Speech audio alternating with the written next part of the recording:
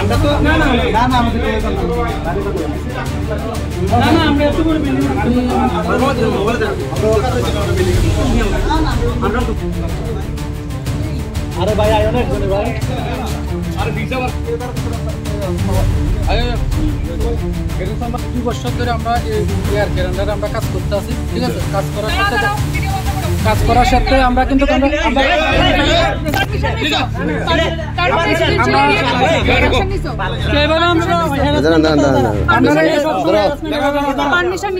আপনি মোবাইলটা হাত দিচ্ছেন কেন? পারমিশন নিছো কেন কি নাই তা বলো। আমি ও রাস্তার মধ্যে করতেছি আপনার পারমিশন কেন? রাস্তা মানে তুমি আমার বাড়ির সামনে করো।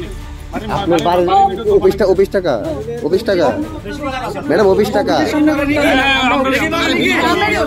তাদের অভিযোগ তাদের অফিস তো দাঁড়াও 1 মিনিট আপনি আমার মোবাইলে ধরছেন কেন? 1 মিনিট তোমার অফিস তো আপনি আমার মোবাইলে ধরছেন কেন? কর্মস্থান মানে কি তোমার পূজার মতো জায়গা তো তুমি এখান থেকে কি টাকা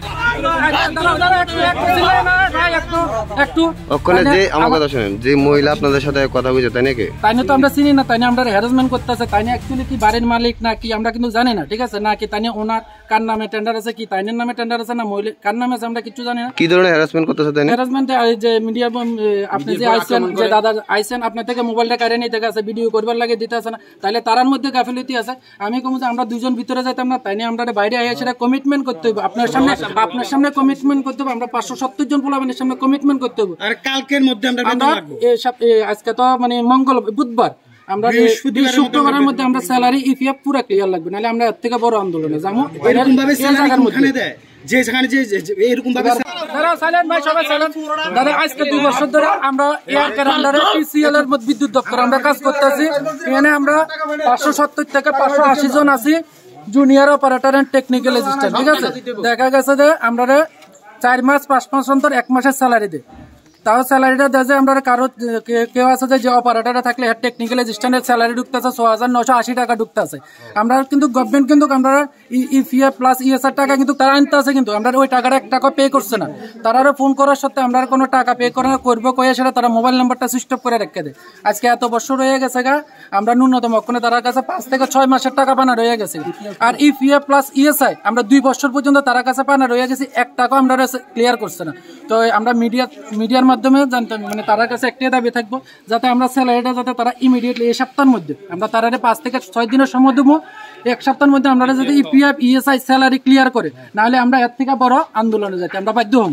এমনি কত বছর ধরে কাজ করতেছেন? 2 বছর ধরে আমরা এয়ারকার মাধ্যমে টিসিএল এ কাজ করতেছি। এমনি কিন্তু আমরা বিদ্যুৎ দপ্তরে 5 বছরের মতো কাজ করে যাইতে আছে। আচ্ছা এই কোম্পানিটা এখানে কতদিন ধরে? এখানে 2 বছর থেকে 2 বছর ধরে আমরা মানে এয়ারকার আন্ডারে আছি। যে দায়িত্বে আছে ওনার সাথে কথা কইছেন? না তানের সাথে তো আমরা কথা না, তানে তো আমরা ফোনে রিসিভ করি না, কিন্তু তানের যে ইতান আছে ম্যানেজার আছে তমল চক্রবর্তী, ঠিক আছে তমল বাবুর লগে আমরা কথা হলে তানে কইতে আছে আমরা স্যালারি দিব, পাশাপাশি তোমরা ওয়েট করো আমরা দিতে আছে দিব কই আমরা আশ্বাস দিয়ে রাখতে দিতে আছে, কিন্তু আমরা কিন্তু টাকা পয়সা কিছু দিতে আছে না। কিছুদিন আগে 28 তারিখ আমরা 6 মাসের টাকাতে আমরা 1 মাসের টাকা কিছু সংখ্যক লোকের পোলা মানে ঢুকছে 6 মাস টাকা বানা চিন্তা করে দেখেন। 6 মাস ধরে আমরা উইদাউট ব্যালেন্সে 1 টাকা হাজিরা ছাড়া আমরা কিন্তু বিদ্যুৎ দপ্তর চালাইয়া যাইতে আছি, আমরা টাকা পাইতে আছি না। ওই কারণে আমরা সবাই আজকে একসাথে জড়ো হয়েছি। যদি আজকে তো কমে যায় 300 বলে আমরা একসাথে হয়েছি, আর যদি আমরা 6-7 দিনের মধ্যে টাকা ক্লিয়ার না করে আমরা যে 570 জন আছে 70 জন এই অফিসের সামনে আবার আপনাদের কাজটা কি? আমাদের বিদ্যুৎ দপ্তরে আমরা হইতাছি জুনিয়র অপারেটর, মানে আমরা junior operator and technical assistant. আমরা যে বিদ্যুৎ দপ্তরে যে লাইনে কাজ করতে হয় লাইন মেইনটেনেন্স থেকে লই আসেরা একটা দপ্তরে, আর আমরা যারা অপারেটর আছি ভিতরে বই আসেরা অপারেশন ফিল্ড টিটারে কাজ করি, আমরা কাজ দেখাশোনা করি। তো আপনারা কত বছর ধরে কাজ করতেছেন? আমরা 5 বছর ধরে কাজ করতেছি, কিন্তু এয়ার ক্যালেন্ডারে আমরা 2 বছর ধরে কাজ করতেছি। বেতন কত বছর দিয়েছেন? বেতন তো তারা কেতানি তারা 3 মাসে 4 মাসে একবার দিত আগে, আর অক্ষর থেকে শুরু করে তারা মানে 5 মাস ধরে তারা আমরা কোনো স্যালারি দিতে আসেন। পাশাপাশি যে আমরা ইদানিং মানে 6 থেকে 7 মাস আগে আমরা 40 থেকে 50 জনের উপরে ভাই নিয়োগ করা হয়েছে, কিন্তু দপ্তর থেকে তাদের নামে কোনো বিল আইতে আসে না। তারা কি আদৌ কি দপ্তরে মানে এয়ারকের সাথে যুক্ত আছে কিনা? এয়ারকের থেকে কিন্তু অফার লেটার দেওয়া হয়েছে। কারোর কাছে যদি অফার লেটার থাকে ভাই আমরা দাও একটু অফার লেটারটা একটু দেখো ভাই, সামনে এসে অফার লেটার দেখো, কাগজ আছে নি ভাই কারোর কাছে? যদি অফার লেটারটা একটু অফার লেটারটা দেখো, হ্যাঁ 70 জনের উপরে মানে তারা নিয়োগ করছে, কিন্তু দপ্তরের রেজিস্টারে খাতার মধ্যে রেজিস্টারে সই করতে আছে। দপ্তর থেকে যখন তারার কাছে যখন এই যে তারা বিলটা পাঠানোর লাগে কইতাছে কোনা না আমরা তো এমন ধরনের কোনো লোক নিয়োগ করছি না। লোক নিয়োগ না করলে তারা এই অফার লেটার গুলা দেখেন, এই অফার লেটার গুলা কই পাইছে তারা। তো আমরা মিডিয়া বন্ধুর মাধ্যমে এটাই বোঝাতে চাই যে নিয়োগ নীতির নিচে তারা, আমরা যাতে সবাই যাতে স্যালারি পাই, এই সপ্তাহের ভিতরে যাতে আমরা স্যালারিটা ক্লিয়ার করে, পাশাপাশি আমরা ইপিএফটা যাতে ক্লিয়ার করি। আটকে রয়েছে কতদিন আপনার স্যালারি? আমরা 7 মাস। 7 মাস। 7 মাস। কতজন আছেন ওখানে? ইপিএফ পানা রয়েছে 18 মাস, স্যালারি পানা রয়েছে 6 থেকে 7 মাস।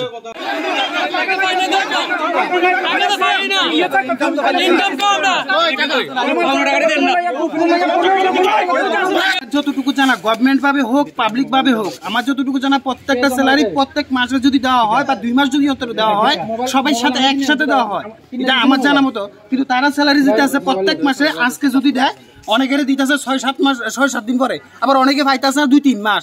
এরকম সিস্টেমে কোনো সময় স্যালারি দেওয়া হয় না।